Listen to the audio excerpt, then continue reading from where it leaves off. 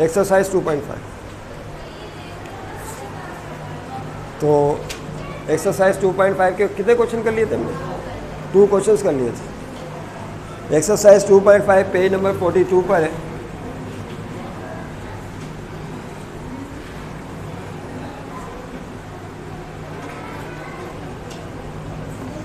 Exercise 2.5 page number 42। याद रहे कि ये क्लास 9 और 10 का मैथ है। Class 9 10 math. सिंप्लीफाई। अच्छा, क्वेश्चन नंबर 3 करेंगे। उन्होंने बताया मुझे कि क्वेश्चन नंबर 3 करना। 2 कर लिया ना हम लोगों ने। क्वेश्चन नंबर 3 हो रहा है। देखिए क्वेश्चन नंबर 3 क्या है? Under root square root of 12 multiply by square root of 12। जी, प्रॉपर्टीज़ याद होनी चाहिए। प्रॉपर्टीज़ याद है, मंजिल आसान। देखें यहाँ पर कैसे सॉल्व हो। स्क्वायर रूट ऑफ 12 को मल्टीप्लाई करना है रूट 12। अभी हमने एक प्रॉपर्टी पढ़ी थी कि अगर अलग अलग रूट में रकमें मल्टीप्लाई हो रही हों तो उनको एक ही रूट में मल्टीप्लाई करके रख सकते हैं। उन्हें एक ही रूट में मल्टीप्लाई करके लिखा जा सकता है। क्या प्रॉपर्टी थी? देखें, मैं फिर से रेफरेंस दे देते हैं आपको सोल्यूशन में। यानी इस तरह से लिखा था under root A multiply under root B. तो उसको कैसे लिख सकते हैं? Under root A multiply B, यानी एक ही रूट में आ गया। तो देखें यहाँ ये प्रॉपर्टी का आपने रेफरेंस दे दिया, ये रेफरेंस आ गया। उसके बाद क्या हो जाएगा? स्क्वायर रूट ऑफ 12 को जब रूट 12 से मल्टीप्लाई करेंगे तो इनको एक ही रूट में लिख देंगे। किस तरह से? 12 मल्टीप्लाई बाय, दोनों अलग अलग रूट में थे, एक ही रूट में आ गए। इससे फ़ायदा क्या होगा? बोलिए, आपका नाम क्या था? आपका नाम ज़ारा। ज़ारा बताइए क्या होगा यहाँ? 12 मल्टीप्लाई बाय 12 पेयर बन जाए, पेयर बन जाएगा। जब पेयर बनता है तो क्या करते हैं हम लोग? 12 बाहर आ जाता है और बाकी सब कुछ ख़त्म हो जाता है। पेयर बन गया, 12 उससे बाहर, बाकी सब कुछ खत्म। इस डेट के लिए अब आप सोच रहे होंगे कि एक 12 और था वो कहाँ गया, रूट भी था वो कहाँ गया, सब खत्म। That is your answer. तो आपने देखा।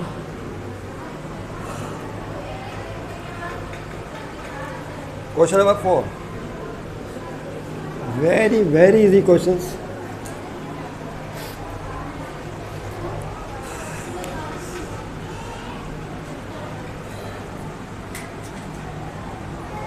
क्वेश्चन नंबर 4 है root 16 multiply by root of 12। यही भाई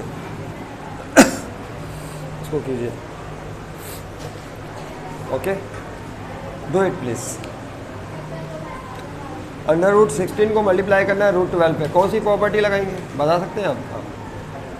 आपका नाम? जोहेर। हाँ, क्या कौन सी प्रॉपर्टी लगी? यही वाली लगेगी सोल्यूशन में। वो वाली प्रॉपर्टी का रेफरेंस है कि अंडर रूट ए मल्टीप्लाई हो रहा हो अंडर रूट 20 है, तो क्या करते हैं? इनको एक ही रूट में मल्टीप्लाई करके लिखा जा सकता है। This is property. तो देखें यहाँ पर क्या होगा फिर, अगर आपकी समझ में आया। ये आपने रेफरेंस दे दिया प्रॉपर्टी का ना, इसको आप चाहें तो इस तरह से ब्लॉक कर दें। उसके बाद इसको मल्टीप्लाई करें तो देखें यहाँ पर ए की जगह 16 है और बी की जगह 12 है। तो क्या हो जाएगा? ए की रूट के अंदर आ जाएगा 16 मल्टीप्लाई बाय 12। ठीक है भाई। अब क्या होगा? अब यहाँ 16 के भी फैक्टर बनाएंगे और 12 के फैक्टर भी बनाएंगे। अच्छा, बात टीचर हजरात क्या करते हैं कि 16 के और 12 के पहले फैक्टर बना के पुट कर देते हैं, तो वो तरीका भी सही है और ये तरीका भी सही है। तो 16 के फैक्टर बनाइए और 12 के बनाइए। बनाए।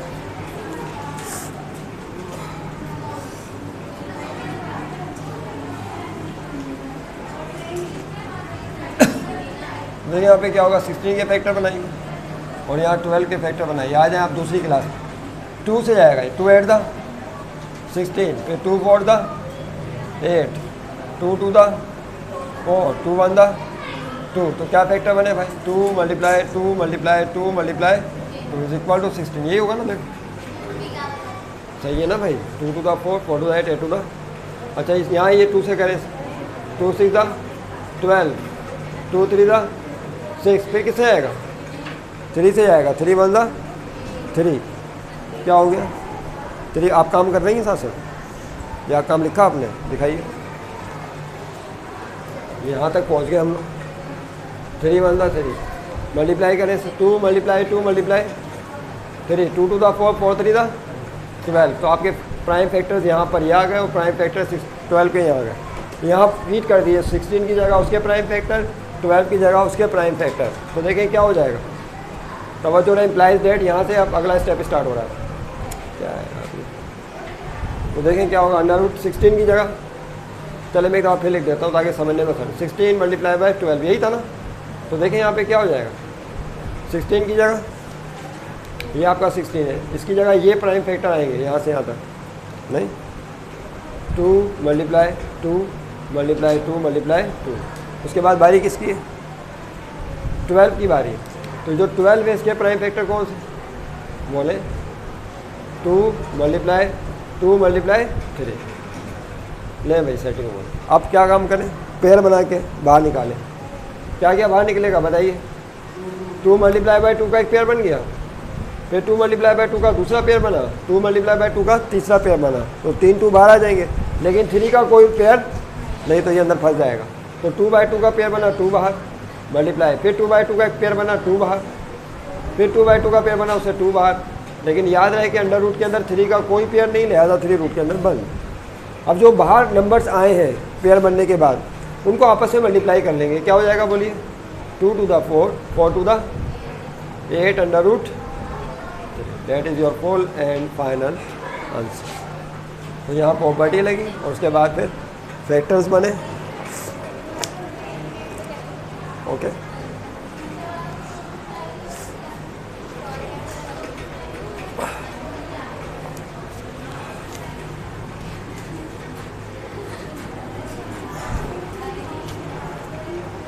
उसके बाद देखें next question number 5।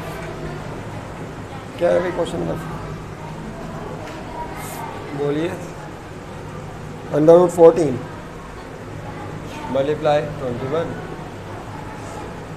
Under root 14 under root 21। Yes, solve it please.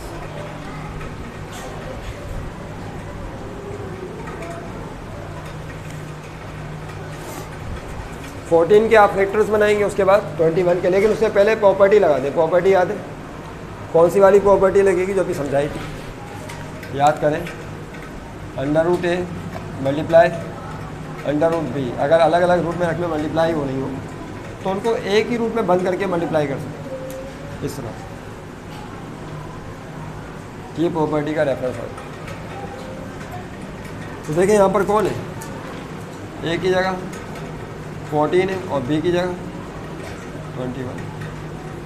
तो क्या हो जाएगा, देखें under root A multiply B, यानी ए की जगह 14 आया, बी की जगह 21 आया। What to do in the next step, you know well. क्या करना होगा आपने, बहुत ही आसान है। 14 के फैक्टर बनाएंगे और 21 के। तो यहाँ लिखे 14 और उसके साथ लिखे 21 गैप के साथ बनाइए भाई। 2 से जा रहा है, 2 7 द 14, फिर 7 1 द 7। तो उसके फैक्टर बन गए 2 मल्टीप्लाई बाय, बोलिए 7, 2 7 द 4। यहाँ पर देखें 2 से नहीं जाएगा, 3 से जाएगा। तो 3 7 द 21, फिर 7 1 द 7। तो 21 के फैक्टर बनेंगे 3 मल्टीप्लाई बाय 7, दैट इज 21। 3 7 21, ये इसके फैक्टर आ गए। और यहाँ इसके what to do now, nothing. Feed the factors in place of numbers 14। एक दफ़ा लिखिए, देखिए क्या हो जाएगा यहाँ पे। Square root of 14 multiply by 21, यही था ना भाई। तो 14 की जगह 14 के फैक्टर आएंगे और 21 की जगह 21 के फैक्टर आएंगे जो बनाए हैं आपने। तो स्क्वायर रूट ऑफ 14 की जगह आ जाएगा 2 मल्टीप्लाई बाय 7, याद रहे। फिर मल्टीप्लाई 21 की जगह क्या आएगा, 3 मल्टीप्लाई बाय 7, यही होगा ना भाई।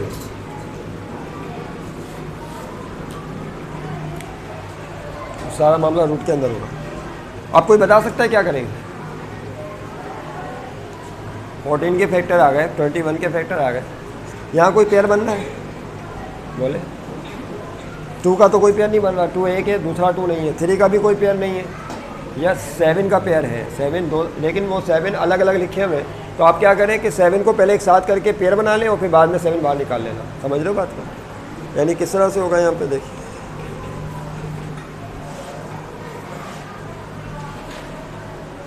ये हो जाएगा। आप यूँ कीजिए, 2 लिखें पहले, फिर उसके बाद 3 लिखें, उसके बाद 7 को एक साथ लिख लें, 7 दो दफ़ा। नहीं समझे बात?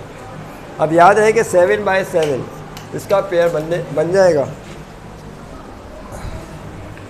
7 बाय 7 का पेयर तैयार है। तो 7 बाहर, और रूट के अंदर कौन फंसेगा? 2 और 3। अब इनका तो पेयर नहीं है। अब 2 देखता है 3 को कि ये मेरा भाई नहीं है, 3 देखता है 2 को, कहता है ये भी मेरा भाई नहीं। तो क्या करें? दोनों आपस में मल्टीप्लाई होके रूट के अंदर रहेंगे। क्या हो जाएगा? 2 3 6। नहीं समझे बात को? 6 की सूरत में वो एक दूसरे के साथ हो जाएंगे।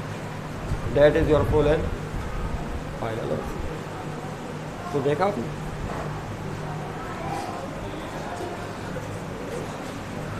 Question number 6।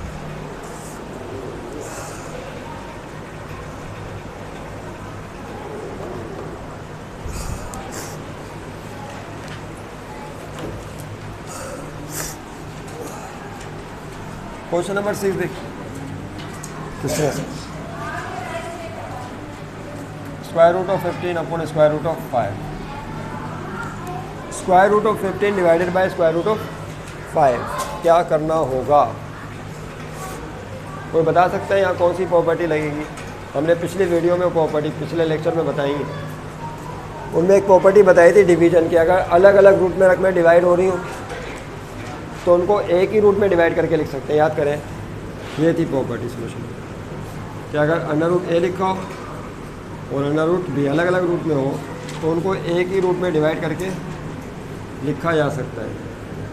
तो देखिए यहाँ पे क्या होगा, ये 15 है और ये 5 है, तो ए की जगह 15 हो गया और बी की जगह 5 हो गया। तो क्या किया जाए फिर?